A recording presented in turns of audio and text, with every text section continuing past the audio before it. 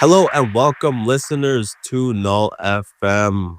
I am Ragga Da Muffin. You're listening to the coolest radio station on the planet today.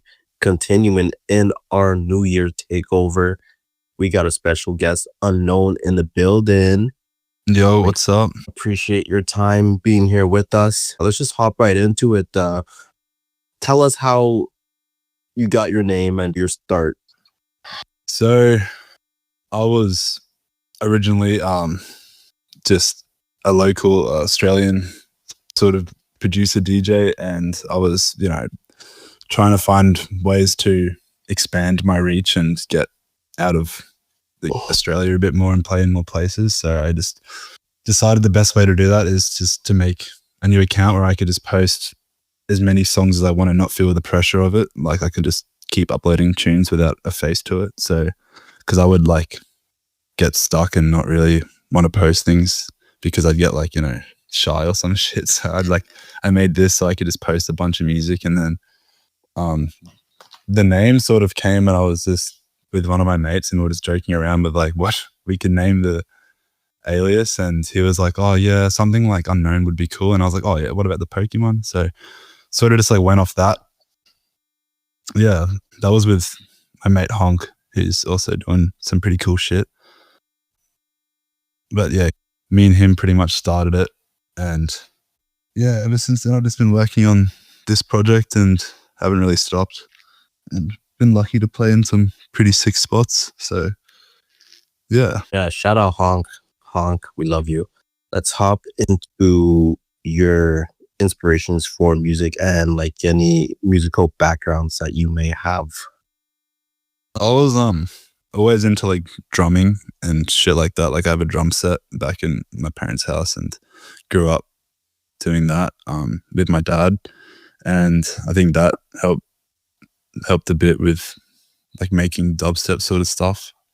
Inspirations for it, I don't know, I just kind of like the flow and the sound of it. So when I first heard it when I was 18, I always sort of wanted to try produce it, but it wasn't until I was 22 that I actually sat down and downloaded FL and tried something, and it went pretty well. And then I ended up getting lessons from a bunch of people. One of them, which was pretty impactful, I think, was Madcore, a lesson from him, and he taught me a bunch of stuff. And ever since that lesson, I think, was when I sort of actually locked in and understood it a bit more. So I'd say if any inspiration to start, I probably was through him, because he opened my eyes a bit to how it all works, and and just punch out a bunch of songs and don't stop until you find something that you like, or something that find your own sound, sort of thing. So yeah, I think he helped a lot do that.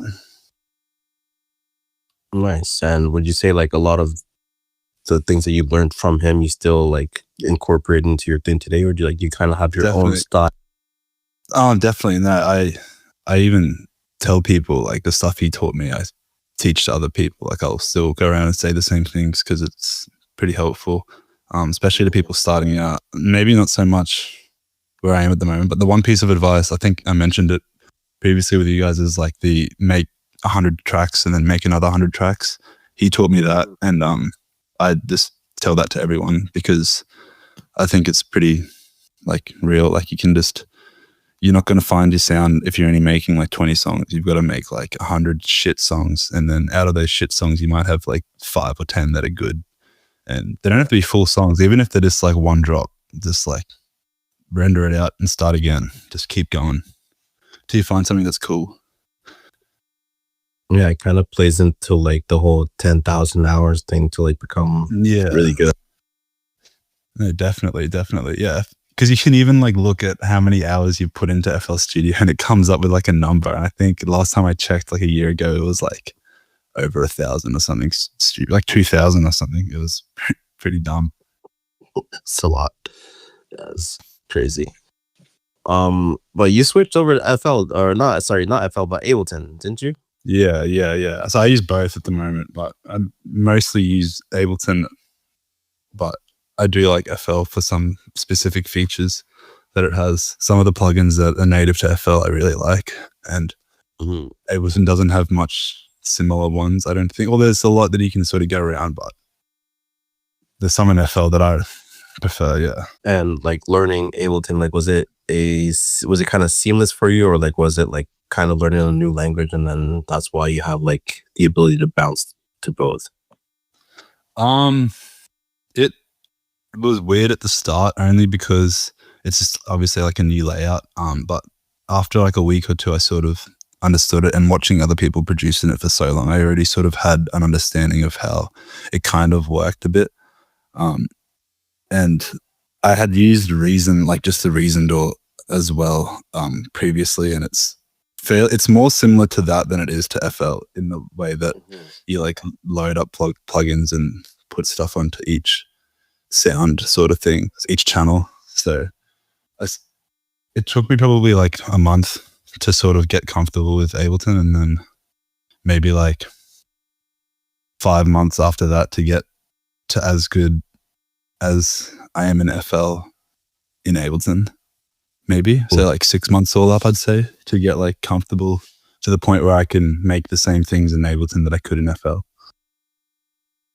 Word. But I've also seen people pick it up in like a week. So I was like pretty slow, I think. But I also went like, when I was learning it, I didn't just like strictly learn Ableton. I was going back and forth between Ableton and FL constantly because I was working on a bunch of projects that were still in FL.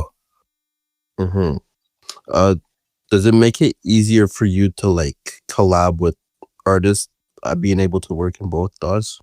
Yeah, definitely. That was the main reason I chose to do that, is so I can work on like other people's tracks and they can work on my tracks and I can send it to more people. And yeah, just it also probably helped like understand more about music and stuff as well, like swapping over DAWs and shit. Like I understood why people do certain things and like how I can put that back into like FL, or how I can put it back into Ableton, or like stuff like that, like how I can get the same effects, because each DAW is like weirdly different. Like you get a complete different sound. I feel like you can get a complete different sound out of each one.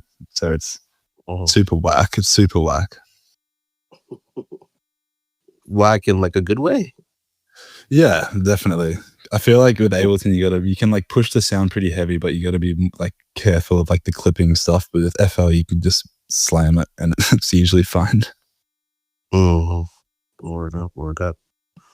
I'm just curious to know, like, what are some of your favorite collabs that you've worked on? Probably like the 7 collabs. I learnt a lot and were really fun to make. And I also like the Zaydax collab a lot. That was really fun to make. And it's because it's different to what I would usually make. So it was interesting to like do it. I also like all the Wyvern collabs that me and him have made. They were all fun. He's got his unique way of making stuff, which is cool. Yeah, I haven't really collabed with too many people this year. I need to do some more, but there's some good ones that I'm sure I'm missing. Oh yeah, the Wellen collab. Wellen is pretty cracked. I enjoyed collabing with him. I learned a lot from him. He was fun to work with. Torment also, he's always good to collab with. Pretty fun. And all the honk collabs I really like. Oh yeah. Let's just go back to the DAWs real quick. What are like your favorite and go-to plugins? You mentioned that some things in FL like you just need to like have, I guess. For FL, I like the multi-band delay is really strong, and it works different from like the spectral one in Ableton in like a weird way. You can like change the parameters a lot better, I think, and it gives like a way more unique sound. For when I was making Note Nexus and all those tracks that sort of sound like that, that's what the sound is like mainly coming from. And also the vocodex or the vocoder on FL is really strong. It sounds like really clean, and you can get that into Ableton, but it's like pretty hard to do. It takes a while and it's like a lot of fucking around. But the multi-band delay, I think, is definitely like the reason that FL is still better, in my opinion, for the stuff that I like to make. Fair. One question I love asking producers is, if you can make up a plugin at the snap of a finger, what would it be? What would it do? one that I would like to make, which I've actually started to make, is a glitch plugin, and I've also started to make a distortion plugin as well, which are two things that I wanted to make to like specialize to how I want to use them, because most of the distortion plugins on the market are like they're obviously not made for Riddim. Like nothing's really made for Riddim. They're all like super like powerful and a bit too strong, I think. Like one that's a bit more chilled out that you can push hard without getting a clipping sound sort of thing happening would be dope. But that's what I'm sort of trying to work on. And I like all the glitch sort of plugins like the buffer override and glitch 2 and stuff like that. So I'm trying to make a plugin that's like simple to use, like 3 knobs, and you can just change them around, and one's like the rate, one's another parameter, and then there's like a frequency parameter as well. So that'll be cool, I think, to do. But there's some plugins that I would like to see, or trying to get mine finished would be cool. That's cool. Have you ever like done anything like this before? Not plugin, not like music wise, but I've done other code for university and games and some website stuff. So I think I can do it. Like it seems pretty easy to do. It's like a lot of playing around with it and then going back into the code and fiddling with it and then going back and testing it. Just takes ages. Fair enough. I wouldn't say that sounds easy, but if you say so. Yeah. Take your word for it, yo. Another question I like to ask is if someone is more of a producer or if they see themselves more as a DJ. Yeah. I'd say definitely more of a producer than a DJ. I think I've spent way more time producing than planning or playing sets. So it's just like, but then again, like if I lived probably in a different area where there was more access to play shows more frequently, it'd probably be different. But with what I've got, I think producing is definitely more predominant. The scene in Australia, to you, is it reviving itself? Like we've had a few Australians on here and we've heard about the good old days and how the underground is also doing good. But for someone on your level, what do you feel it's at? I think it's sort of coming back a bit. Like it was pretty strong a few years ago and then it died off like pretty hectically, where there was just no shows for like years that were good. There might have been like one a year that people rocked up to, but I think it's starting to come back. We had a fair few shows this year that were good, like had a couple hundred people turn out to it. So I think it's starting to come better, which is, great. But that being said, like I am still trying to always play like in places like China or Japan or Canada and stuff like that, just because there's not a bunch of shows here. So it's always good to like look out and try and get put in the door in other places as well. I wouldn't say you went kind of crazy, but you did get a decent spread of shows last year, this year. Not really too sure on the line there, but like, how was it? Like, just really kind of seeing the world just to play. No, it was so good. No, it was so good. Very lucky to be able to do that. It was a lot of fun. Yeah, I had Canada a couple of times, and last year went to the US. Just got lucky to be on a couple of shows there, which was cool. New Zealand a couple of times, which has been great. Like those guys are really sick, really fun to play for. And yeah, like luckily we've had some good shows in Brisbane, which has been pretty fun to, play for, because the crowd's been decent, which I haven't seen in a while. So it's always good to see that. But no, it's been awesome being able to travel and see cool places that I want to see for ages. Like got to see Banff and stuff, which I wasn't really planning on doing that. But then got the opportunity to go do it, which was really cool. Yeah, like some cool stuff that I probably wouldn't see if I wasn't doing it. So yeah, really lucky. Yeah, for sure.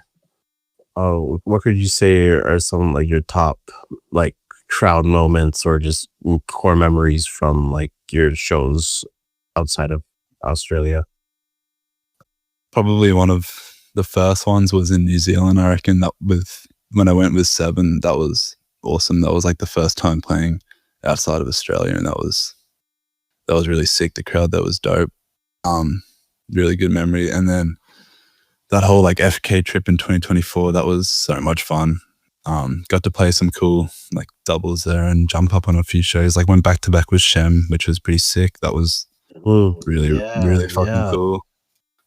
Jumped That up was at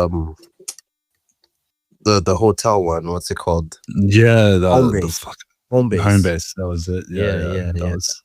That was fun. That was really cool.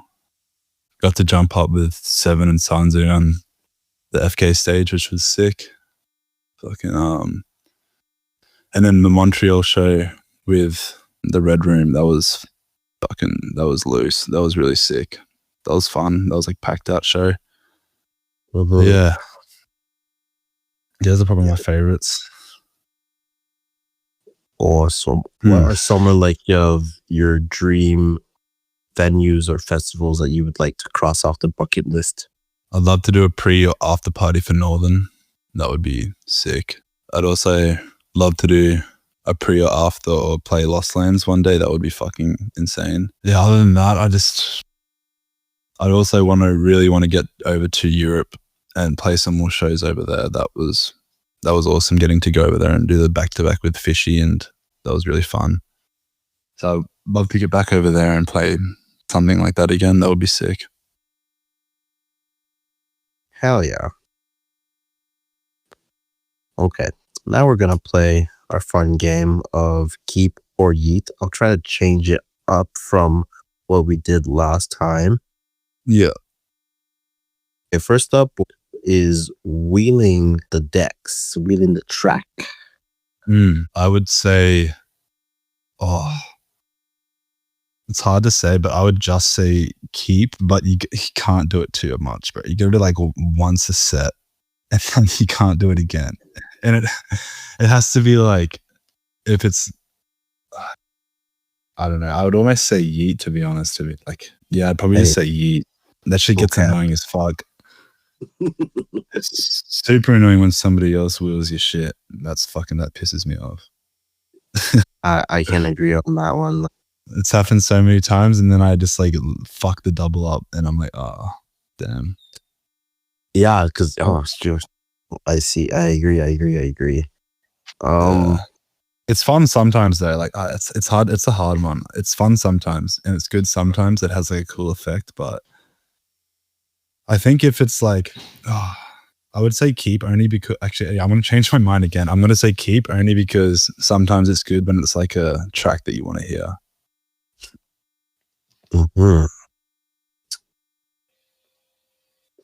Up next, I have internet beefs and like secret diss tracks and just things of like that nature in the rhythm scene. I'd say yeet. No need for that shit, to be honest. It's kind of like a bit childish, I think. If you got a problem, just fucking talk to the guy. Like, if you honestly, if you got a problem, just talk to the person and like sort it out. Honestly, don't go like on Twitter or don't go like making a weird diss track or like starting some beef or anything like that. That's just stupid. No, for real. Next up, we have gatekeeping. I mean, I definitely do it, so I'm gonna say keep. I do it all the time. I don't want people playing the cool music that I just found. I saw Gatekeep, this one song from like 6 years ago. Has like 12 likes. Is it from an Alias?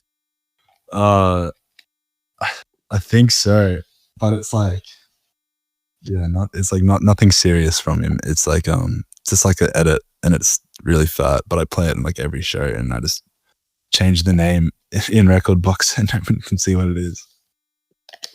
Nice. And I guess the last one would be secret aliases slash just aliases in general in the Riddim scene. I'm going to say keep, just because I feel like with me, I like to have, like, sometimes I feel like, you know, pressured to know. Like, if I want to post something, but I don't feel like it's good enough or something like that, I'd like to just post it up on somewhere else just to get it out there. And I usually just post it up for free. Just, I don't know. I do that a lot. So I don't know why, but I just make a lot of shit songs, and sometimes I want to post it and I don't want to put it on one like unknown account. So I'll just put it on another account and just get it out there anyways. Mm-hmm. Have people ever like found your other aliases and like asked if this is you, and like do you keep it honest, or do you lure them away and make them look at that? Yes and no. Like with some of them, I'll tell them and be like, yeah, if they ask it. Some of them, I'll just say no. We love that. But you know, yeah. Oh, by the way, your artist tag, how'd you come up with that? Like, who's saying that? So the actual tag itself is all like AI, and it's actually from the Overwatch Reaper like voice, and I just like use that to fucking say unknown. And we were just sitting down one day making some shit, and yeah, the name just like sort of came to us randomly, and yeah, thought it'd be cool to do, and it worked out pretty well. So yeah, it's just fucking random as, like, didn't put too much thought or time into it. It was just on the spot, and then everything sort of came after. Yeah. But I had like another tag before the one that I use now, and it was terrible, so I had to change it. Hey, it is what it is. Yeah. Okay, here's like a little fun one. What is a guilty pleasure song that you secretly love? Damn, I fucking don't know. The Venom, the Firewall track that he put out. I'll always come back listening to that shit. It's really fat. But yeah, I don't know. I try not to listen to too much stuff, to be honest. Sometimes I listen to a lot of country music though. What kind of country music? Like the pop kind, or like the old school style? No, some old school fucking, some Australian shit, some American shit. I'll just listen to whatever the fuck. Probably like more older stuff than newer stuff there. I think I might need you to send me some Australian country. I want to hear. There's some funny shit. It's fucking hilarious, bro. Yeah. So outside of music, like, what are some of your other hobbies? I love to get to the gym like most days. Recently I've been doing a lot of like bouldering, rock climbing with Nexus, and my roommate who just started a new DJ Riddim account called Bloke. He actually used to go by Kabir. He's pretty good at Riddim. We've been rock climbing a fair bit. I used to surf quite a bit when I was younger and lived up at the coast, but it's kind of hard to at the moment. But no, I just try and stay like active, and then that helps me to produce. Like when I get home from doing like a workout or something like that, I usually am in the headspace to write some music, or I'll get ideas while I'm doing stuff like that, and then I can go home and put it on paper, sort of thing. But yeah, no, I get like pretty depressed when I'm not doing shit, so I try to stay pretty active. I also race like go-karts, sort of competitively. I didn't really race too much last year, but I usually race most years with my dad at the go-kart track, which is fucking fun. It's always good to do. But yeah, no, that's pretty much it. True. When you get like an idea in your head and like you're not close to your computer, do you just like constantly think about that idea, or like you write it on your phone? So depending on what the idea is, like I'll try and remember it, if it's something that's like easy to write down, like, yeah, I'll write it down. Or sometimes it'll just be like, oh, I could use like this song as an intro, like as a pre-drop or something. And then I'll just like screenshot the song that I want to use and come back to it later. But it is super annoying because like a lot of the times like you'll have a cool idea, but you just like will forget it or you won't know how to do it. Like when you get home, like you have this cool flow idea, but then you go to do it and it's just like not at all what you thought it was going to be. That shit always fucking happens, but you just gotta try it. What are some words or advice that you would give to someone starting from scratch or starting from new in this scene? Just try and reach out, talk to as many people as possible. Just be nice. It goes a long way.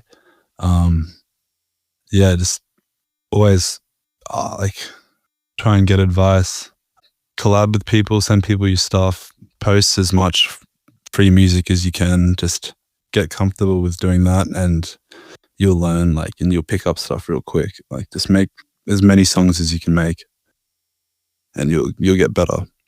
It's like anything. Awesome. Well, Unknown, thank you so much for being here and Thank making you. and also just for like your involvement. You've been like one of the pioneers of the station and like honestly thank you for fucking with us and just like giving Of us your course. time Yeah, of and course. just No, you guys are awesome. something. Yeah, you're fucking awesome. And also we just can't wait for your version of the takeover and the mix as well. Once again, thank you. And we will see you in the future. All right, Spotify listeners, this concludes the interview portion. Thank you so much for tuning in. And thank you so much to Unknown for being here with us this evening, this New Year's Day, this New Year's week. Please make sure to go give Unknown a follow on all the social medias. And Unknown, if there's anything you'd like to say to our peoples, now's your chance. Yeah, thank you for having me on. Appreciate everything you guys are doing. It's been fucking awesome.